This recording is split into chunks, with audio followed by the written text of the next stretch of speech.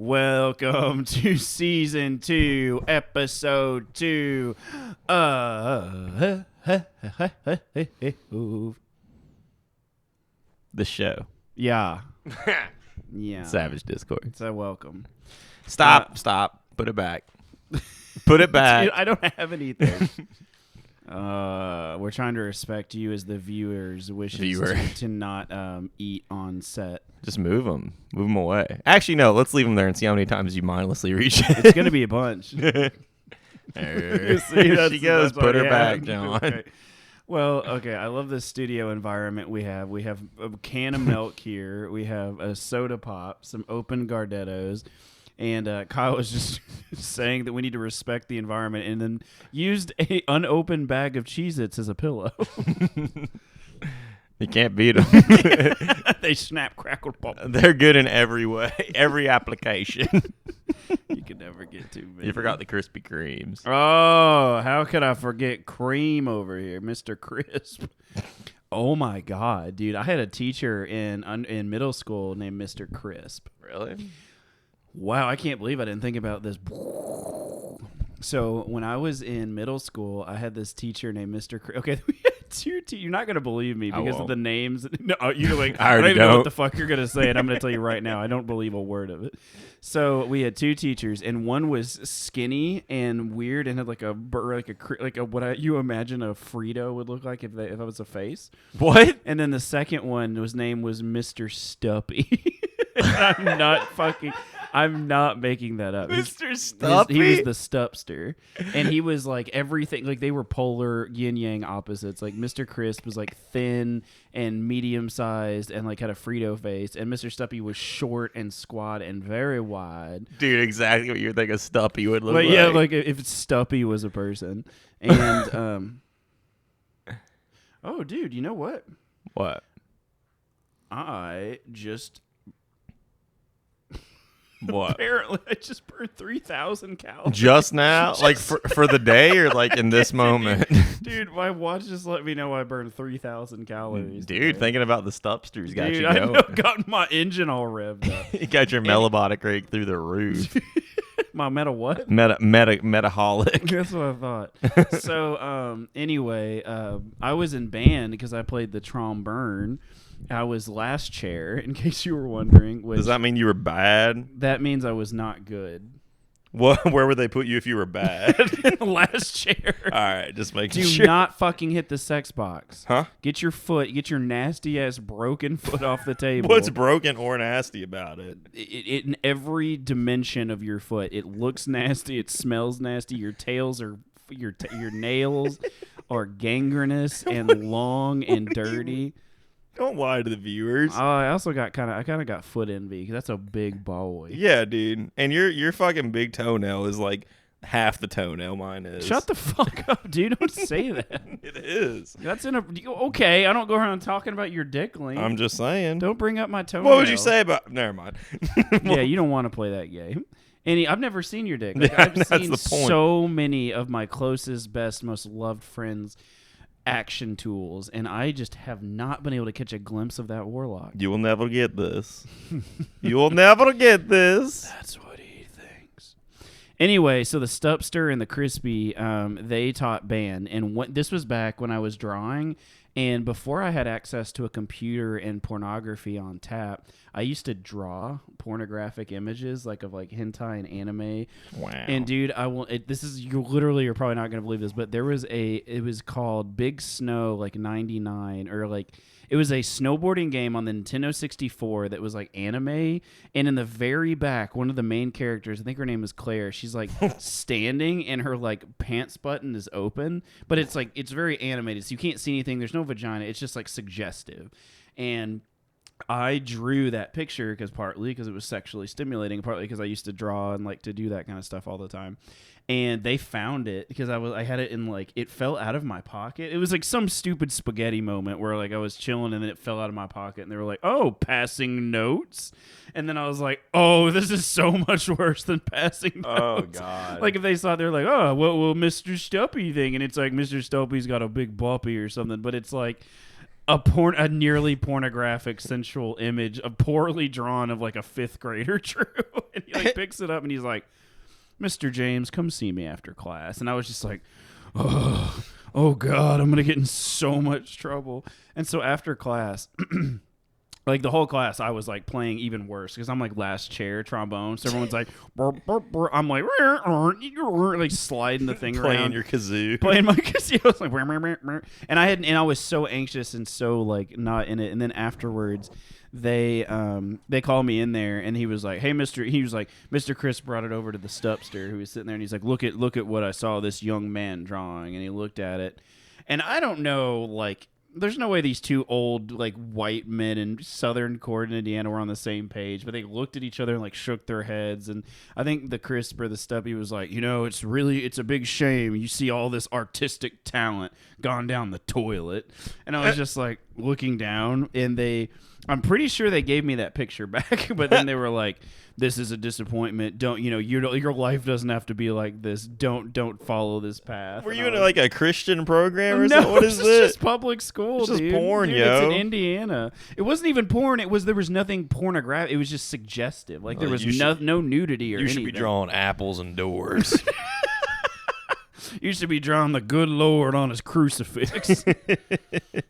Anyway, Dude, that's what reminded me when you said Mr. Krispy Kreme, when you said crisp. Dude, I just remembered, this is an odd thing to just remember, but I got in trouble a lot in school. Like, and I was sitting here that whole time you were talking about that, I was thinking, like, how was I, as I just remember always getting these notes to take home for my mom to sign, and I just always threw them away on the way out.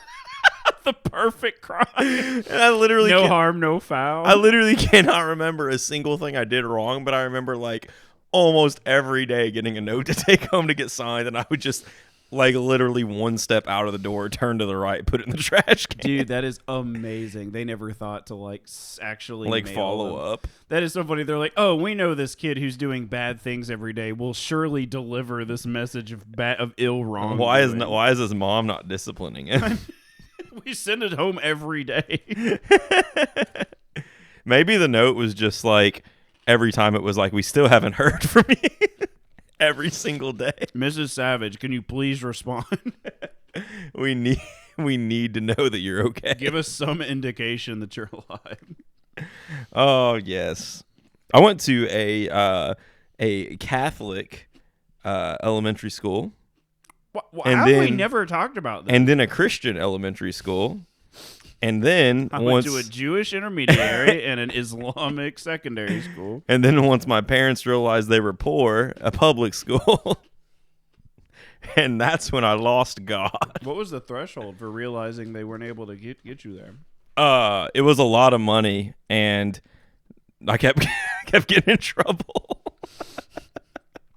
I could just see young Kyle like in a Catholic seminary school, and they're like, "Everybody, please say pizza," and you were like, "Poo poo," and they were like, Boo boo. "This boy's got the devil in him." Pee pee pee pee. Make you write sentences while rapping on your knuckles with a ruler. We will not say pee pee. We will not say pee pee. Oh yeah, good times. So, on a very sad note, I used to be a very sad... Speaking of pee-pee. Speaking of pee-pee, I used to be a very sad kid. I actually used to cut holes in my clothes and cut my hair because I thought I was ugly and no one would love me. So, like, I did that to myself. Why? Well, you cut your hair? Yeah, and holes in my clothes. All but everyone cuts their hair. So that's what I did as a kid. And then when I was in middle school... I remember one of my teachers in 5th grade. His name was Mr. Rupp. Stop making up names. No, I know it looks like I'm making it up because I paused, but I'm really just trying to reach back in the annals of my memory. I think his name was Mr. Rupp, and he fell asleep in class. Really? Yeah, like we were watching a video or something, and I just remember like looking over, and he was like, Was he a big boy?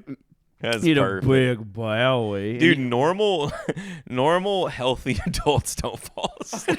But dude, he was probably in his 50s or 60s, had been teaching like 5th grade for fucking 20 years. He was probably so tired of watching Remember the Titans or Shiloh, whatever. It was. I cannot think of a worse hell than teaching elementary school. I can. Middle school? No, I can't. High school is terrible, dude. Kids are like up until like 3rd or 4th grade. Kids are pretty cute and interesting. I know like several. I have one of my best friend's wife is a teacher. She probably disagree with me, but like after being like I was in a school today for work. Like, were you laughing because I'm eating? Yeah, because I did it. After. That's the thing. John did the thing. For those of you listening, for those of you not watching this video, I slid a guppo into my mouth. Anyway, continue with Mr. whatever his made up name is. Mr. Mupp. Mr. Rupp. He, dude, do you remember like when you had to have a hall pass, but like some teachers were like huge assholes and they put like the bathroom key on a clipboard? Yeah. So like you would go and everyone's like, oh, John's going to take a dump. And I was like, no, I'm just going to pee. I don't have to poop. No, I don't poop. You I poop. don't poop. You poop, man. You No. poop. Your family's poop. I only poop at home. Well, I don't even poop there. I poop in a cup. I sell it. But it's like you like poop like sorry like on the wall. They could have just given a very discreet key, but it like screams, "I'm gonna go dump off." Like, and all the girls and like all the boys are seeing you do that, and you're like, "Can I?" They're like, "Mister," you raise your hand. You're like, "Can I go to the bathroom?" They're like, "Excuse me, come to the front of the class. Can you speak up?" And you're like, excuse me, can I go to the bathroom? Like, what? Like, I need to shit. Please. Go and sign out the shit pass. Exactly. Like, dude, the teacher was even more ingenious. They like they like clipped a laminated shit log to it, so like you had to like sign out your name, like to Weigh go in sign before out. and after. like a dog weighing scale. You just like stepped onto it with all your clothes on. And then you would come back, and like if you lost that pass, dude, I remember that they're like, if you were caught without a hall pass, you will be persecuted to the greatest extent of the law. And I would always do just that giant ass pass. Like I would try to carry it under my arm, like I was like doing research or something. I was like, oh, I'm not gonna go poop. I'm just I'm just taking notes. Oh, locker 102 again. I see. Just a 3rd grader rapidly moving towards the bathroom annex, looking at the floor and the walls. Yes. Did I never tell you this story? Oh yeah, because that was in a way earlier episode where my best friend in that time broke up with me. Oh yeah, I remember that. The bathroom. I That was the episode on toxic. Yeah, back when we were still doing structured episodes. I remember that.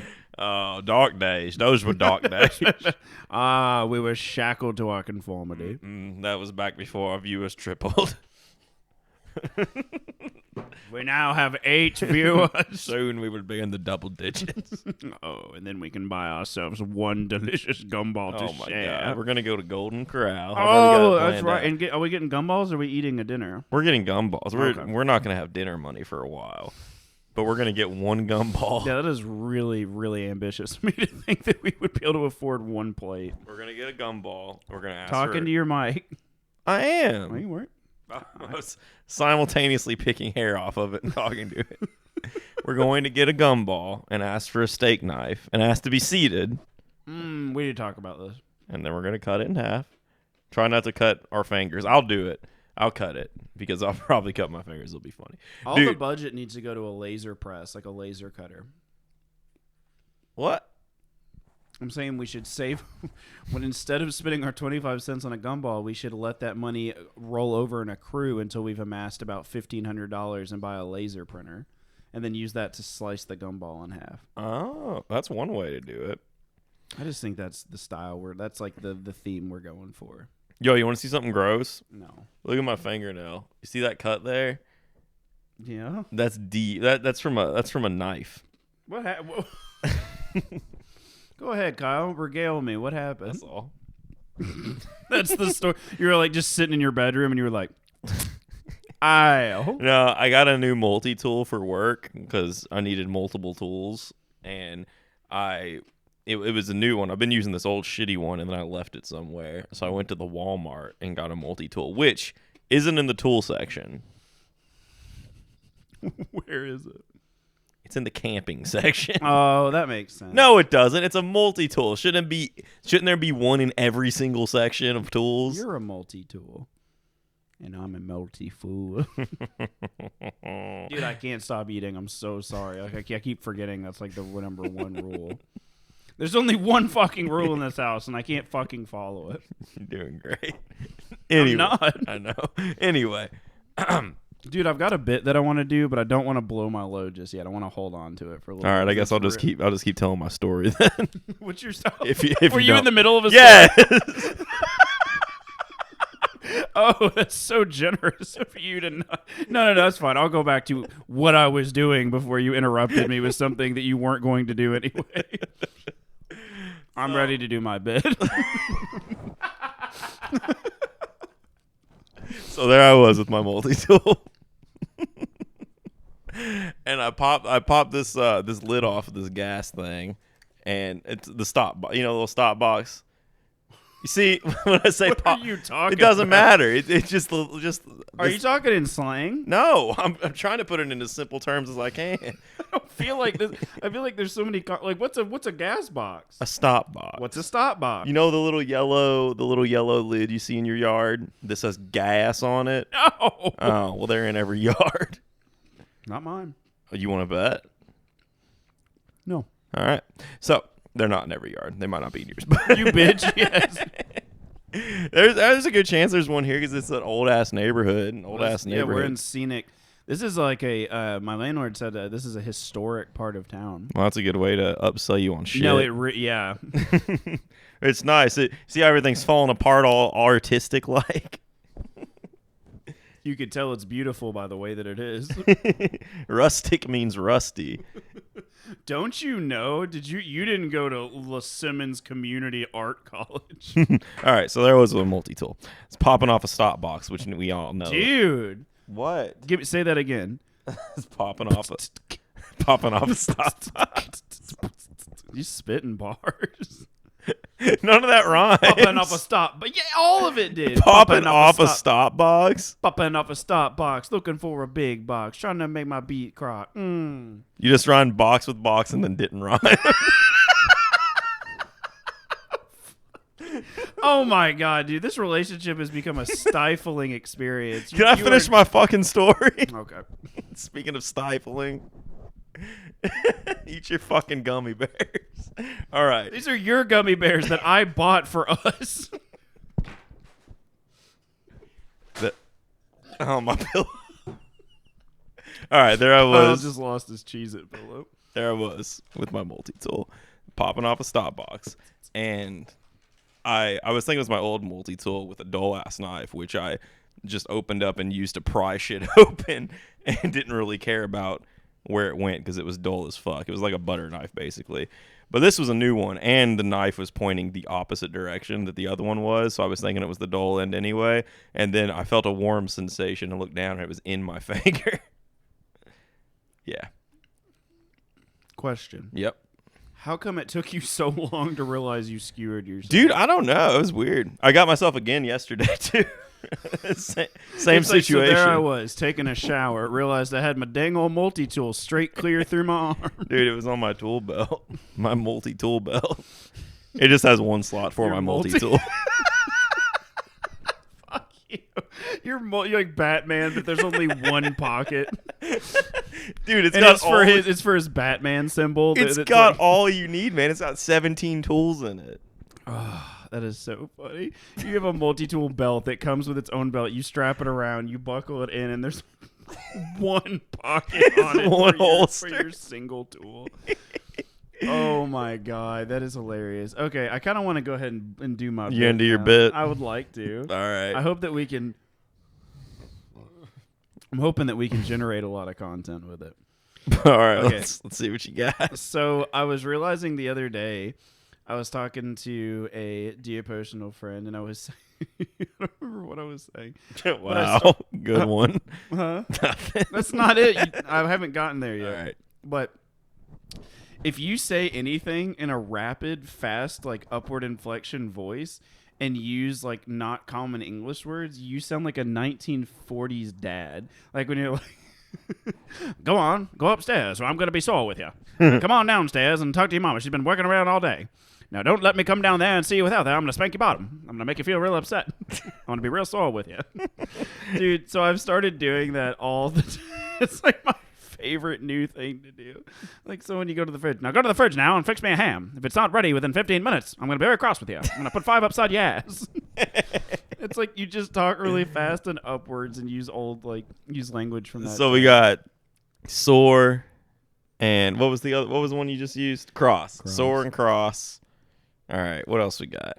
Now, if you want to go down and do the jitterbug at the 5 and dime, you're gonna have to make sure that you finish your work on time. The jitterbug. It's like a 1950s dance. Sounds, I don't know. But it's like, can you just imagine, like, if you had to fire somebody and they, it's also an aggressive way to talk. You're called in and you're like, yeah, boss, I'm here to see it. Go ahead, take a seat. Go on, take a seat. We got to talk about your performance. We've got a lot of numbers here, and I'm not liking the way they look, Johnson. I've got a lot of numbers you see. And Production's down, way down, Johnson. So and he's like, now hold on now, don't fly off with the mouth. Now you need to keep your lip and button that lip in. Hold your horses, I'm talking. Dude, exactly. It's like, now listen, we've got to make a lot of changes around here, and some of the things you won't like. Now some of the ones you will, and some of the ones you won't. The ones we won't, we have to let you go. I'm sorry, we're going to see you later. We're not giving you severance packages. Nice to know you. And he's like, wait a second. I thought, now that's I want to hear another word from you. I won't have it. Now, go on, you mangy dog. Oh, Johnson. Dude, that is like, that's not a good, no, that guy has to have a name like, yeah, Johnson's okay. I was going to say like do not look at what I have in my You hand. gonna pop that gummy? I've just been squeezing on Throw her in. He's an orange boy. You got everyone's attention. Oh, do I, or was that you? It was you. Attempting to use me squishing this guppo. Anyway, so I thought of like different applications it could apply to and like the most inappropriate situations. Like maybe whenever you figure out, I could see like getting like an ultrasound. And the guy's like, now I can tell you. Now I know why you came in to see me today. You want to learn about the gender of your child. Well, that's interesting. Would you like to know or would you not like to know? And they're like, well, me and my husband. Okay, well, I tell you, you got a wrong strapping young boy in there. He's going to belong backbone to the economy. The man's going to go into the army. He's going to save the country.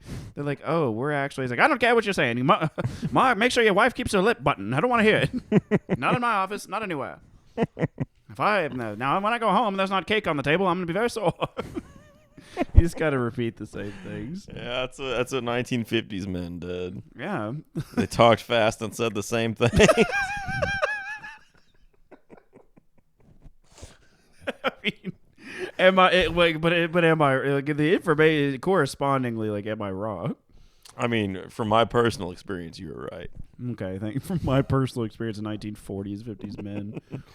Dude, I just remember those videos, like the nuclear ones of like the Obama, like duck and cover. Yes, exactly. Now make sure your kids, cover up. Yeah, but go under the table. Make sure your teacher does it too. Now don't go next to the door when the boys, and they like say a bunch of really inappropriate things about other people from other races. It's like, when they come storming the school, you don't want to be the first one in line. Make sure the big kid is in the first one in the line. He can take a lot of bullets. You can get under his body. Yeah, those young middle-aged announcers are now the old racist men. Well, dude, it's like I always said, like back in the day, everyone had a racist, crazy, xenophobic, misogynistic, crazy uncle that lived at the end of the block, and everyone was like, that's just Dan. Dan sucks. But now everyone's Uncle Dan is on the internet, and they found each other. Yeah. The internet's been great mostly, but then there's Dan. And then you got your Dan. I don't feel like Dan is such like a wholesome, nice name. I don't want to besmirch it. Jeffrey. That's even gentler.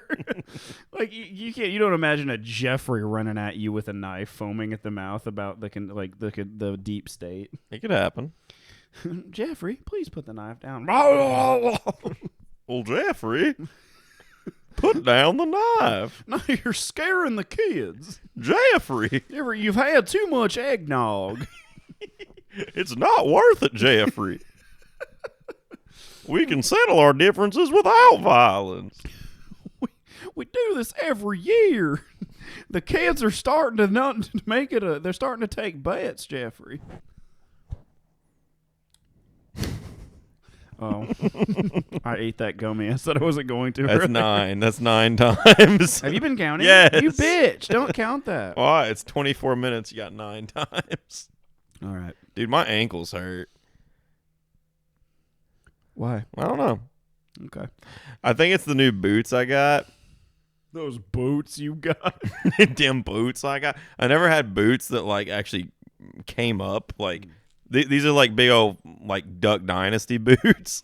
So that's the example you want to go with. So I can go swamping. God, dude. Dude, and those men. I have been stomping around in some mud, let me tell you. Because for the last like 3 months, like I'll step in mud and just sink down. I just see like it's quicksand and you're just like smiling and you're like, Kyle, and you're like, it's fine. I've got me boots. Like, they only go up to your thighs, Kyle. Are they knee high or thigh highs? They are calf high. Oh, I was thinking these big, sexy, luxurious, rugged, manly thigh high boots. No, I only need them up to my calves. But I got those holy boots I had.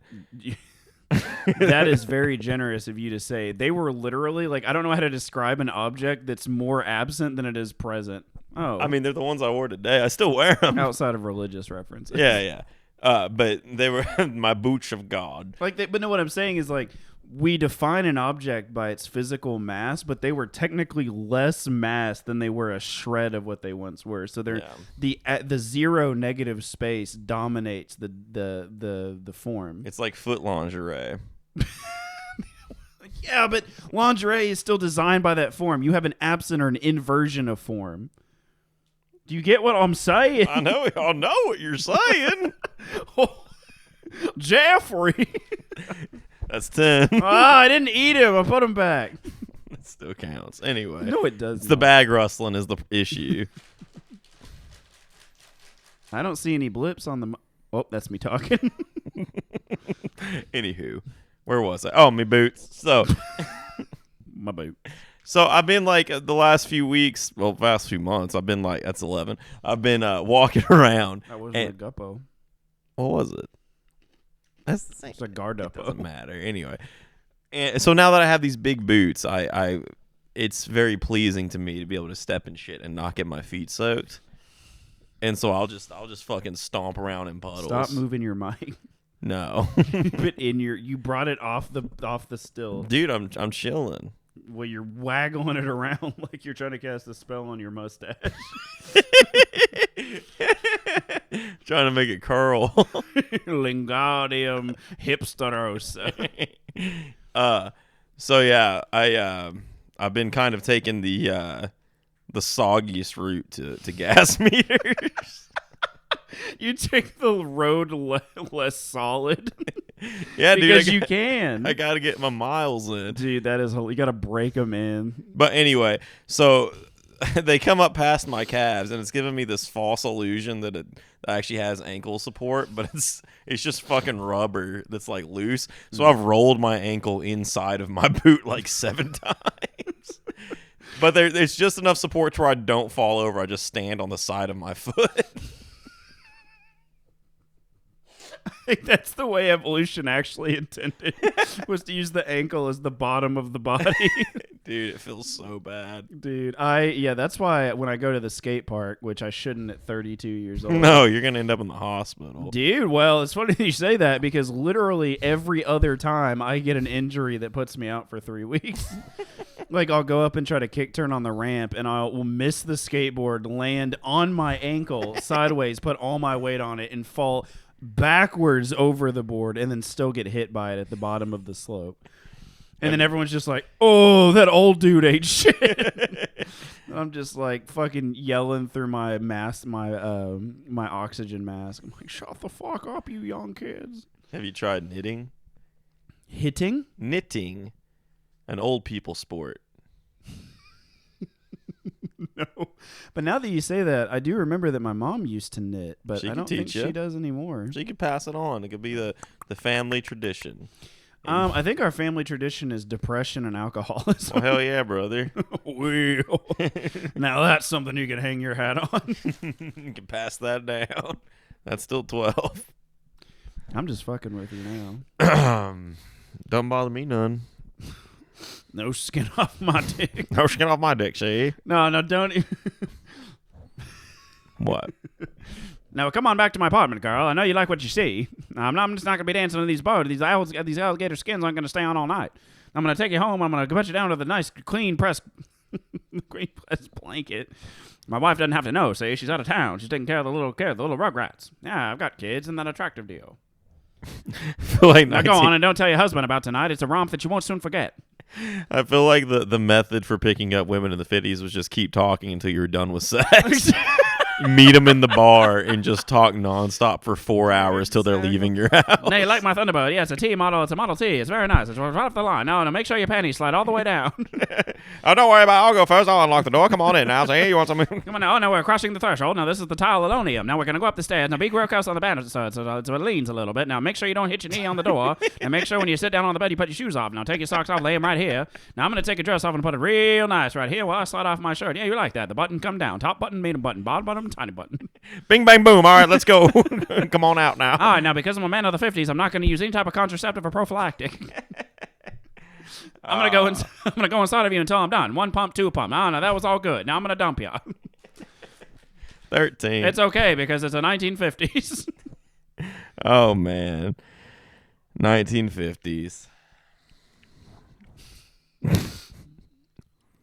Dude, have we talked about on this how crazy the last 100 years of our history has been? In what? I mean, it has been very crazy, but in what way are you specifically? Culturally, legally, geographically, globally. Just every way, I guess. Like literally, in the last 100 years, we have seen like children's rights, women's. Like literally, think about it: children's rights, women's rights, gay rights, interracial rights, black rights. Legalization of all these substances that were originally legal in like the teens that then all because of Harry Anslinger and that's a whole other story. The Nazis were only 80 years ago. The Nazis, several world wars. Dude, isn't that crazy that they sedition acts in the 20s? World War II. It feels like when you talk about Nazis, you're talking about hundreds of years ago. It was 80. This is why you don't eat gummies. Oh, the gummies are coming back. They're becoming one giant mass, clawing their way out. You're gonna spit out one of those 5-pound gummy bears. But dude, it's just so crazy to think about like my dad was born in 1943. Can you imagine the shit that he has seen change? Like we went from having no internet and a media that was biased against anyone who was foreign to a global interconnected network where now I can see what anybody's doing at any time. Yeah. Wow, Kyle, that was very thoughtful. That was such a meaningful contribution. Yeah, dude. I agree. Oh, man. wow, that's like mad dumbo dope. Yeah, stop. You got to commit, man. It counts one way or the other. Nope. If you put your hand in there, you better come up with a prize. You want a Donnie? No. I don't eat on camera. Well, you got a face for camera. All right. Oh, is that a good thing? That's a good thing. Fuck. Means you've got a face for radio. You got a voice for radio. Fuck. Oh shit. Dude, you got a fucking mind for a spelling bee. God damn it. Is that an insult? You've got a mind for a spelling bee. Yeah, the internet's pretty fucking cool. Well, Ball. He says mid Krispy Kreme. I was laughing because that's the only thing you got from that. You're like, oh man, dude, the internet is super everywhere. Like, where is it? Like, and like, what's the fucking cloud? Like, which cloud is it? Which one are we talking about? I swear to God, I've seen the same cloud go by 3 times, and I was like, that's the internet.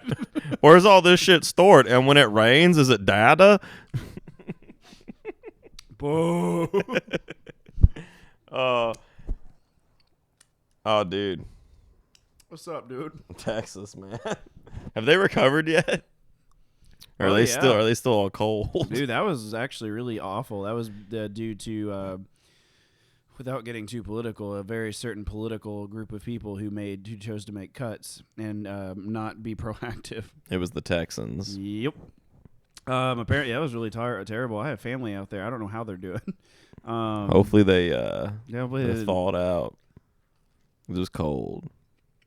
Wicked cold. That's so funny because you don't think of Texas as being cold in any sense other than like emotionally and therapeutically, empathetically. Dude, I'd live in Texas. Socially. Would you? Yeah. What part of Texas? Well. And defend your answer. What is it? Austin? Is it Austin? What? Just like with the biggest city in Texas, you're like, whoa, it's like California. Where would you live? Oh, you know, nowhere big, Hollywood. No. There's this place. What?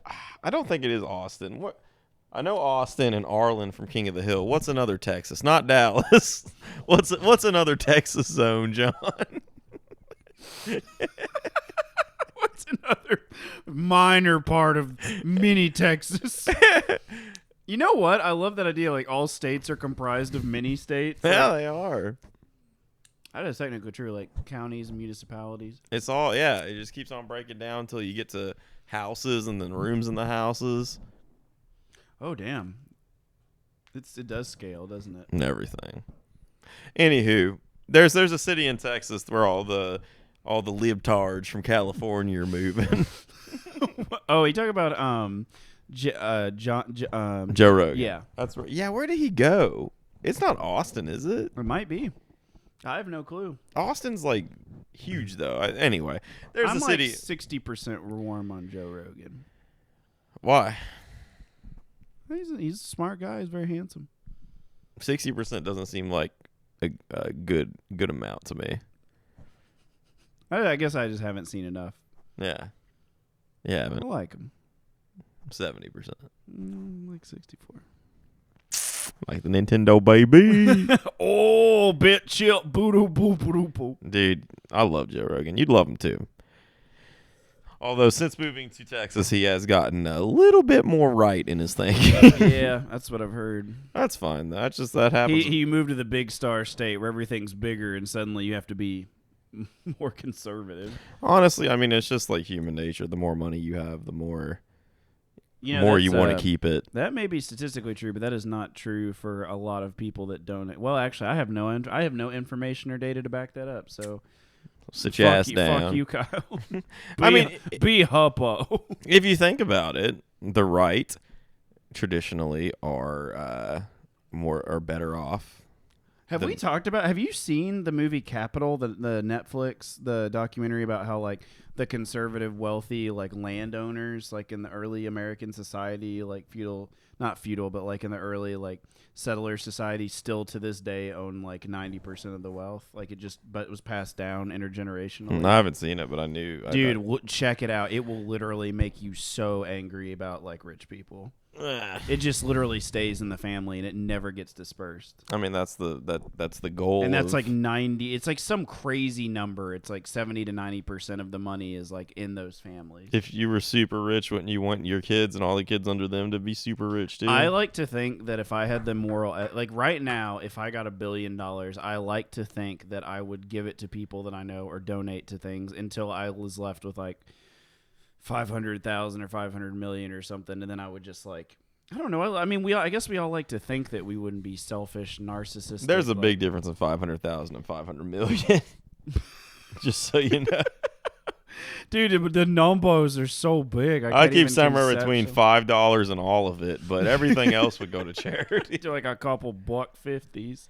Yeah, I'm just saying that like, well, here's the thing. Here's my policy, and this maybe go a little bit controversial and political, but in America, and I'm just speaking specifically not about other developed countries, but about ours, like because we definitely we do take care of a lot of people in a lot of ways, but in a lot of ways we don't, and a lot of people fall through the cracks. But over here, the presumption is that if you work hard enough, if you put your nose to the grindstone, if you, by your own volition, by your own bootstraps, through the process and the culture idea of rugged individualism, you can make it and anyone can be a millionaire. That's like the American dream. Like that's like that's just like implicitly in our cultural ethos. That's like what everyone knows and why people immigrate here and what we're born to. But when you're born into it, you see that is it's like the Constitution, like all men are created equal. Oh, except for gays and blacks and women. Like, it's like kind of like, you know, the way that it's like that kind of winking, like, oh, anyone can be a millionaire here. And it's like, no, you absolutely can't. And so to me, like, if someone works really hard and they become a millionaire by their own work and they did it themselves and they created a new product, a new something, like, hell yeah, like, I get that. Like, you made that. You grinded. You made that money. But the problem is that is not the case. Like, these are intergenerational families that are trickling wealth, that's staying in the family, and they're staying wealthy. And there's no new money. Like, it came from their grandparents and their grandparents. And they're just, I mean, every part of the American dream is intergenerational growth. Like every grandparent wants to give their parents wealth so that they can build, and so on and so forth. But there's just a huge gulf between like the lower class, the middle class, in terms of the generational wealth and the inheritance, and like, the 1% or the 90 where all the wealth is. I think that I think you're talking about two different things. There is a level of wealth that we would consider very wealthy that I think a lot of people could achieve if they really dedicated. Well, what are you talking about? I think $1 million. That's not. I mean, that is obviously a lot of money. That's a ton of money. But the generational wealth you're talking about is billions of dollars, and the difference is humongous. Yeah. So, like, I think $1 million is something anyone could achieve if they're willing to dedicate enough to it. I don't think it's worth it, the amount that you'd have to dedicate to it. I mean, personally, I'm not going to say I wouldn't want to be a millionaire, but like I don't care enough to actually sacrifice happiness to get money, I'd much rather. Well, but the other argument there is I don't know how valid that is anymore. What do you mean? Like that any Tom, Dick, Harry. I'm not saying anyone could, but I'm saying a lot of people. I feel like most people could. The statistics are that if you were born into a generationally poor family, you are like unreasonably likely to stay there. Like there's not social mobility. Yeah, I mean, yeah, those are the statistics because that's the way it's worked out. But I feel like that. I don't know. I just feel like it is a possible thing. But you're talking about okay. It's like probable and possible are two different things. Like something being within the realm of probability could mean that it's 0.000001. Something being possible means that it has to be statistically significant. And I just don't think that way. And so anyway, what I'm saying is that I just feel differently. Like if you got $1 million because you were like, oh my God, I want to learn how to code, and then you develop this algorithm or this like search engine or aggregator that's then bought and sold somewhere, and then you make like a cool several million, I would be like, oh my God, that's awesome. Kyle worked so hard. He taught himself that. Like my brother, like he taught himself game design. He taught himself how to code and then is now a part of this company. And, that to me, I feel very differently about, like, self-made people rather than, like, oh, we're rich because, our parents own the and it's like that version of reality. And now I'm casting some wide nets. I don't know everybody, and I'm generalizing. But it just feels like when you think about celebrities and actors that are born into that are, raised in that, and or people that come from this family. Actors aren't born into that, right? Some of them are, like the Smiths. Who? The Jaden, like Will Smith and Jaden. Oh. I know. What I'm saying is that people, okay, well, let's just say born into like millionaire and billionaire families, their version of reality is so vastly, incongruously, incomprehensibly different than yours or ours. Like they do not. And so all I'm saying is that rich people should pay more taxes. I'm just kidding. But no, I mean, that is what I'm saying. And I wish there was a way to determine, like, person A, you struggled, you worked, you've paid your dues to society. You can be a millionaire and you can be in a lower tax bracket. Person B, you have literally accumulated through intergenerational wealth from debt for centuries, money that you did not do anything to inherit, but you just kept investing through people that you're paying. You now have to pay a higher bracket because there's no, like, I feel like it should be like a struggle charge. That doesn't seem fair. Well, it's not fair. None of it's all fair. of it's subjective. And in your mind, you'd put celebrities and actors and people, especially athletes, you'd put them way at the bottom because you hate sports. Yes. Yeah. So that's not fair. You can't have that.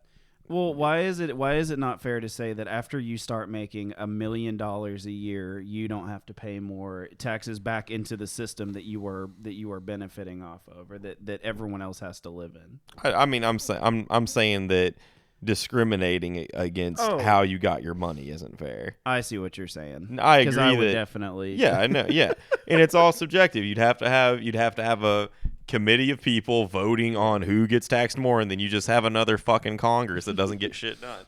That's what. Ooh, that's some high level observation, Kyle. That's good stuff. I've been watching that C-SPAN. Suspend. Crispin. I've been falling asleep to Pelosi. Anywho, all I'm saying I agree that. Go ahead. The higher income you have, you should pay more taxes. I think it's completely bullshit that Amazon doesn't pay any taxes. Dude, that's what I'm saying. Companies get loophole, and then like in the last president, like the richest 1% of people had to pay 2.5 less percent of in taxes, and everybody else's taxes stayed the same. You do understand the thought process behind it, even if that's flawed, right? I do not. So the thought process is that. Are you talking about trickle down economics? Is that what it is? I think like Reaganomics, like people at the top making more money puts more money out yeah, there. Yeah. That has been so thoroughly debunked that it's like literally hilarious. I know. Okay. I'm saying that there's two thought processes. It's that they think that it's doing some good and they're wrong, or they're just fucking evil and no, scamming. because that's what people have said. It's an oligarchy now. People have been bought and sold. Lobbyists have been sold off. Everyone knows each other. Like everyone is appointed to somebody else's like a great documentary is 13th about these private prisons and about all these regulations and about how Black Americans like they create this pipeline and how like the people on the board of like the social, oh my God, I'm going to say this wrong, but it's like the people that are like the judges are beholden to the same companies that make the prisons. Like they're all in cahoots. They like work together. And so you just like that word.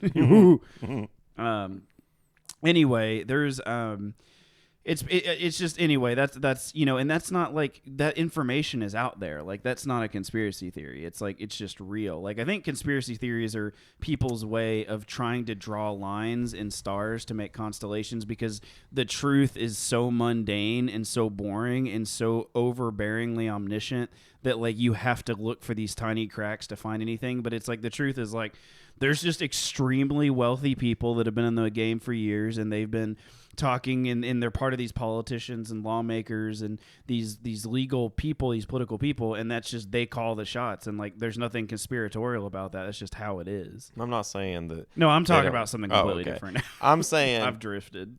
I'm saying that it's easy to be at the bottom, which I'd say we are compared to them. It's easy to be at the bottom and look up and say, "Oh, they're evil. They're keeping all this money to themselves. They don't do anything." Blah blah blah. But like you just said, they live in a completely different world than us, and we live in a completely different world from them. It's very easy to look at them and be like, "Oh, fuck them," when I mean they are probably doing a good amount. Well, of and good. so let's talk about obligation to society. Let's None. talk about human. This is America.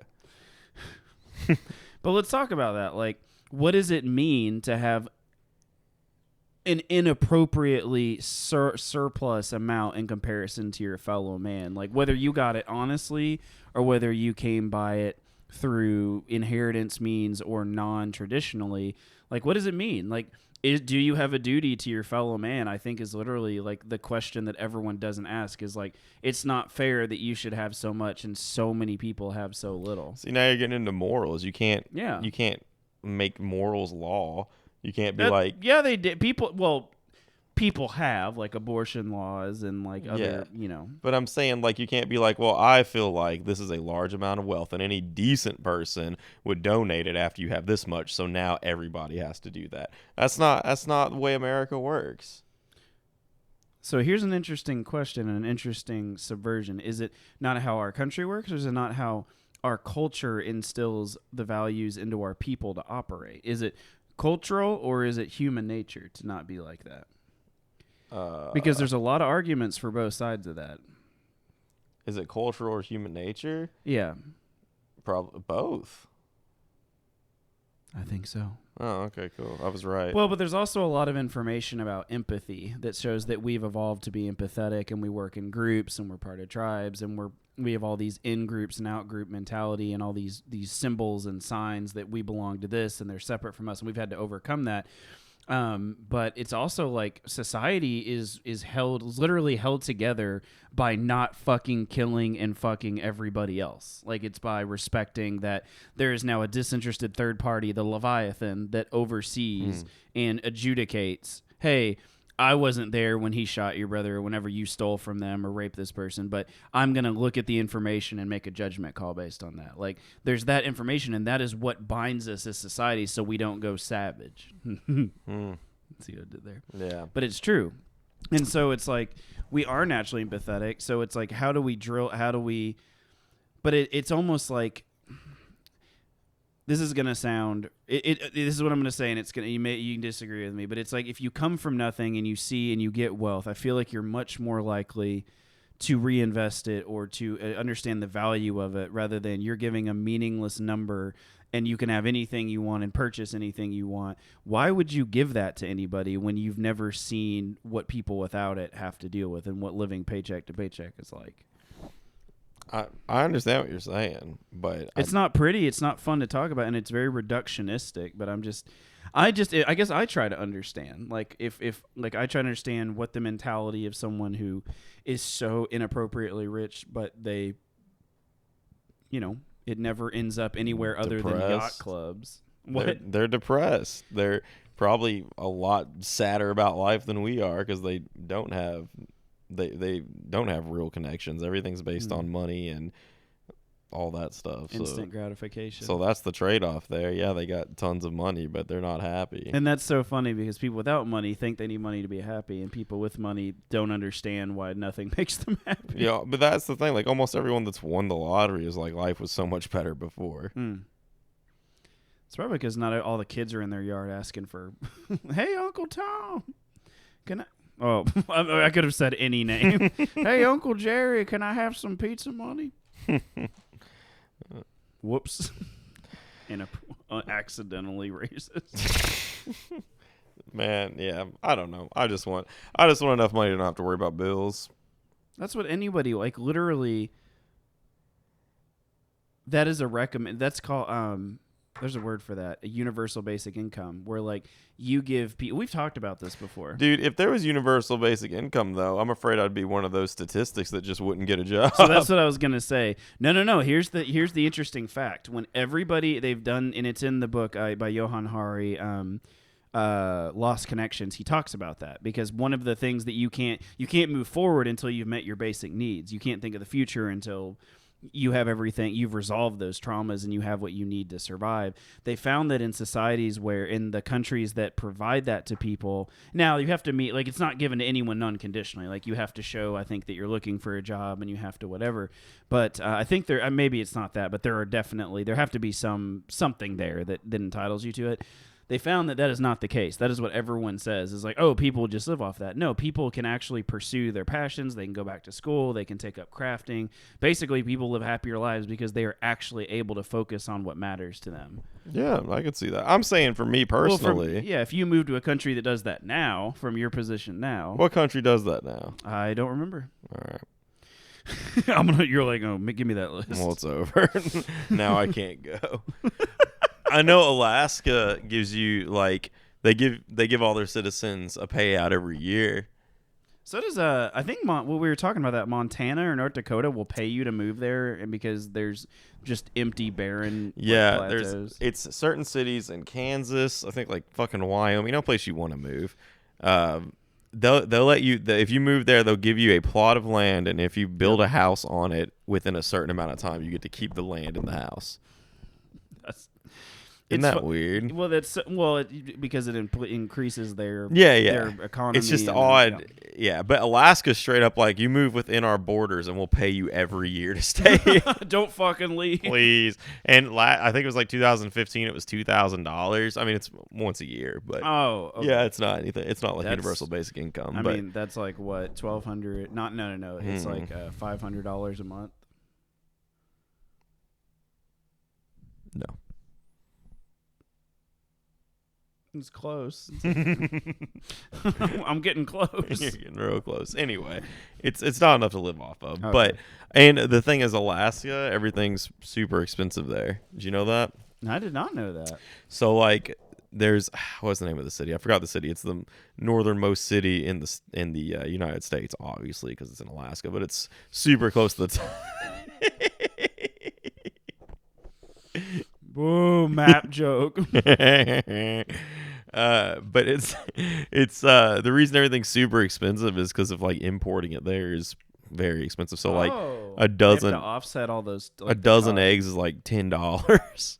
Yeah, because it's like they don't have chickens around there. Yeah, literally. Like, they have like fresh fruit and everything coming from Mexico, and an avocado is like $14. Dude, shavakadoos. That's a whole other podcast, brother. Brother. But I'd live in Alaska. Or Texas, one of the.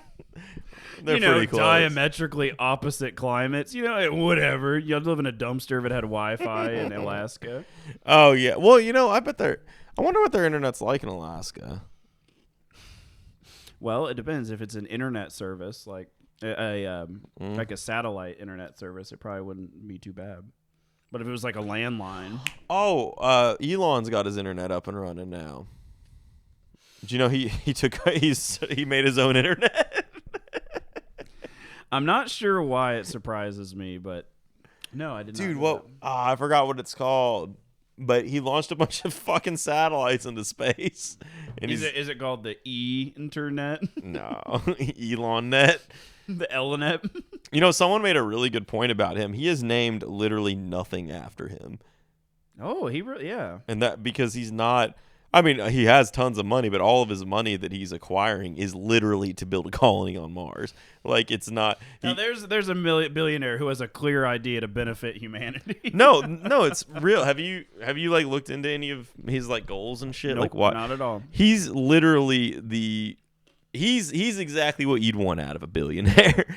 All of the money is to build a colony on Mars, and it's not some ego thing like, ooh, It's because we're going to destroy this planet. That's literally what he says. He says, as soon as humans become a 2-planet civilization, our chances of actually surviving increase astronomically. Ooh. Yeah, like that look, that side eye. Anywho, but or yeah. would you say they increase elonically? Thought you were gonna go with astro.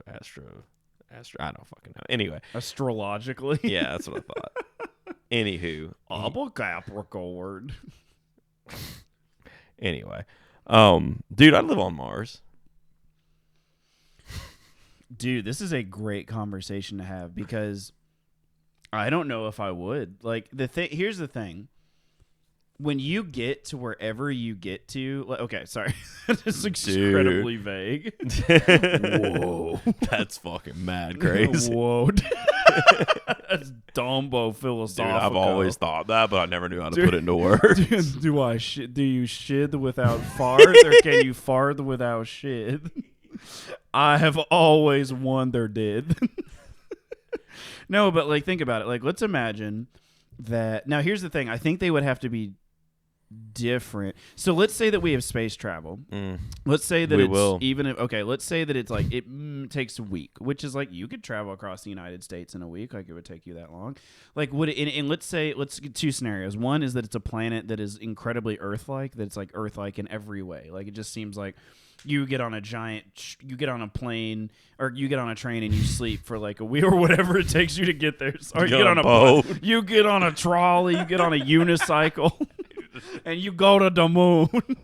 But it's like whenever you get there, you basically land in like a city that's like Nashville or Chicago or something. Like, but it's not Earth. Like, will it just feel like you're literally visiting another city? There's so many things to take into account. Or, I know, but like let's say that you visit like a planet that's habitable that resembles nothing like Earth. And you go visit there, would you feel like but there's a city there. Like, would you feel uneasy or anxious? Like, it wouldn't be like visiting like a different climate or different continent. Like, what would it feel like? Like, would it feel like you're visiting another planet, or would it just unless it's like it would be so big because Earth is so big, like from our perspective, like what would it feel like? I mean, you're talking about psychologically? Yeah, or like would it feel uncomfortable? I mean, I feel like it would feel the same as going to a different country for the first time, like going to France or something. Well, that's what I'm saying. Like, would it give you like, and you look up and you see like the sun and then a blue dot and it's like Earth, like, and you're like, oh, that contains the landmass I lived on. I think it'd be super cool. I don't think it'd be freaky. I mean, it would be like if we're talking about like if it's smaller than Earth and there's less gravity on it, then you know a difference immediately But you'd adjust to that. It'd be like, but it'd be like going to a place with a higher or lower altitude. Like you might feel off for a little bit, but then I feel like I don't think it'd be that crazy of an adjustment. Now, when I'm talking about like Mars in our lifetime would not be habitable at all. Like it would not resemble Earth. It would take months to get there. I think the quickest we can get to Mars is 6 months, and that's if we launch at a perfect time because Earth and Mars are in orbits. Yeah, you know about that? Yeah. So yeah, we have to launch when it lines up right. And if they have like an emergency and they need shit there immediately, they gotta wait like 3 years or something. Yeah.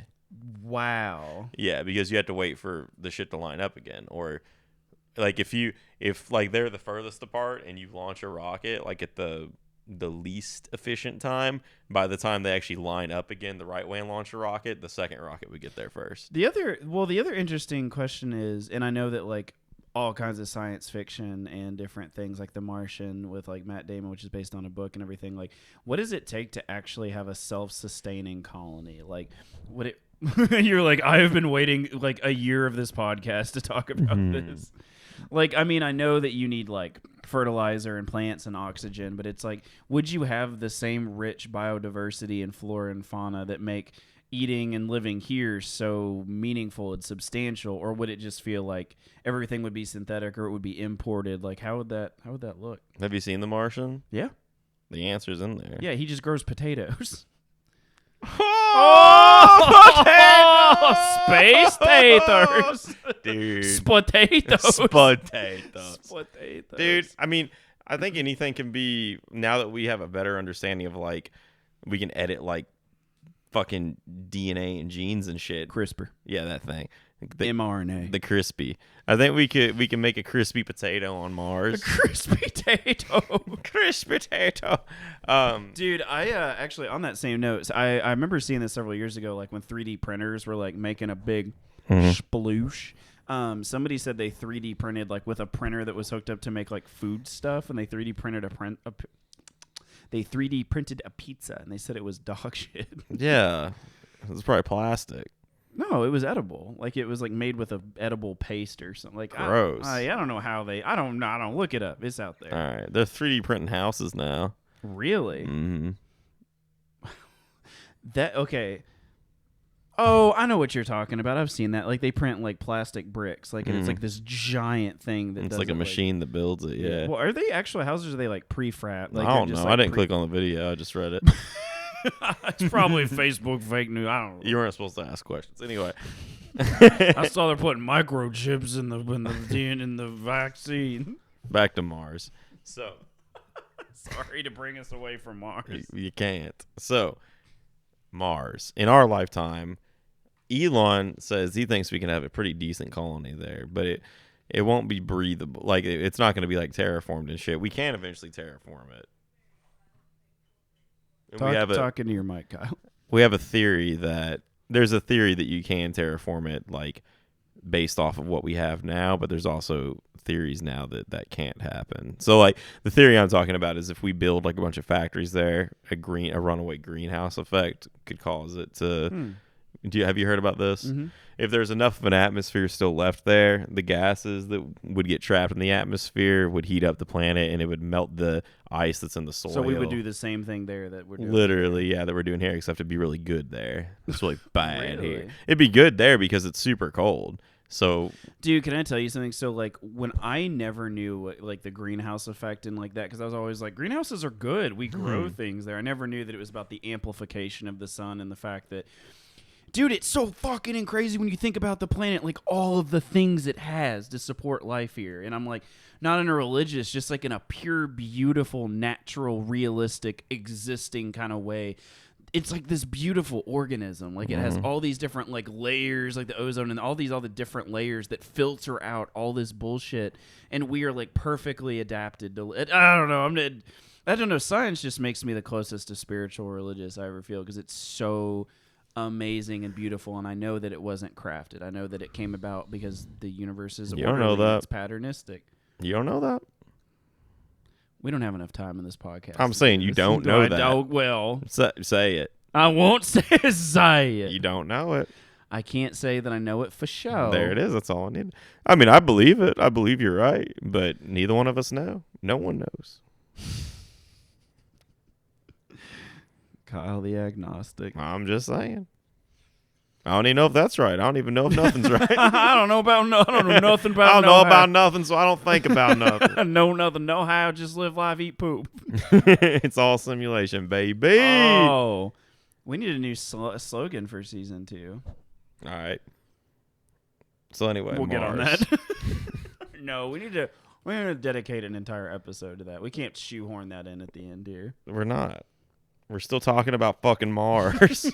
Stop pushing it, Kyle. You quit changing the subject, John. Like, oh, speaking of Mars, let me tell you about this poop that I had. Listen. Thank you guys so much for joining us this week.